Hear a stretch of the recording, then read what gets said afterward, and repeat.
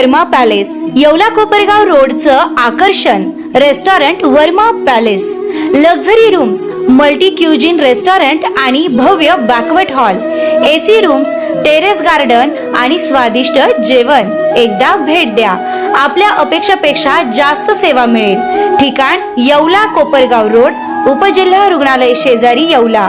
Restaurant Verma palace. Nashik जिल्ह्यातील येवला शहर परिसरात आणि तालुक्यामध्ये अपघाताचे सत्र थांबण्याचे नाव घेत नाहीये. गेल्या 8 दिवसापासून अनेक भीषण अपघाताच्या घटना समोर आल्या असून आज पुन्हा सायंकाळच्या सुमारास अपघात घडला आहे. या अपघातात एक निष्पाप वृद्धाला आपला जीव गमवावा लागला आहे. नमस्कार, बुलेटिन 13 डिजिटल न्यूजमध्ये आपले स्वागत आहे. प्राथमिक माहितीनुसार आज दुपारच्या सुमारास येवला शहरातील हॉटेल आसरा समोर ही घटना घडली. एक वेगवान ट्रक आणि मोटरसायकल यांचा भीषण अपघात घडला. अपघातात ट्रकने मोटरसायकल स्वाराला चिरडल्याने वसंत संभाजी वाघ या वयोवृद्ध राहणार पिंपळगाव जलाल यांच्या घटनास्थळीच दुर्दैवी अंत झाला. अपघातानंतर परिसरातील नागरिकांनी पोलिसांनी तात्काळ घटनास्थळी धाव घेत मृत वसंत वाघ यांचे शवविच्छेदनासाठी येवला ग्रामीण रुग्णालयात दाखल करण्यात आले आहे. या अपघातानंतर येवला शहरातील वाहतूक कोंडी आणि अतिक्रमणाचा प्रश्न पुन्हा ऐरणीवर आला आहे. येवला मनमाड रोड, येवला गंगा दरवाजा ते वैजापूर रोड उड्डाणपुलापर्यंत, येवला कोपरगाव रोड नागड दरवाजा ते HDFC बँकेपर्यंत मुख्य रस्ता परिसरात मोठ्या प्रमाणात बेकायदेशीर अतिक्रमण झाले आहे.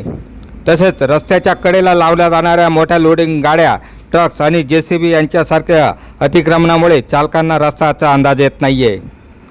येवला नगरपालिकेने या अतिक्रमणाकडे साफ दुर्लक्ष केल्याचे अपघातात घडत असल्याचा गंभीर आरोप आता नागरिक करीत आहे.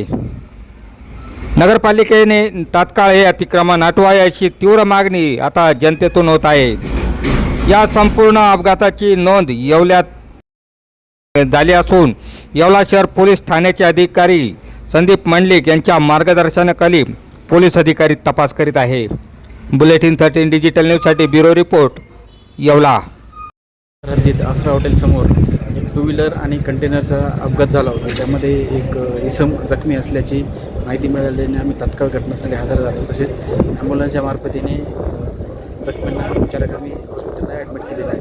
पुढील तपास आम्ही करत आहोत. याद्वारे मी नागरिकांना तसेच ज्यांनी अतिक्रमण केलेलं आहे अशा सर्व दुकानदारांना आवाहन करतो की त्यांनी आपलं जे अतिक्रमण केलेलं आहे ते तात्काळ काढून घ्या.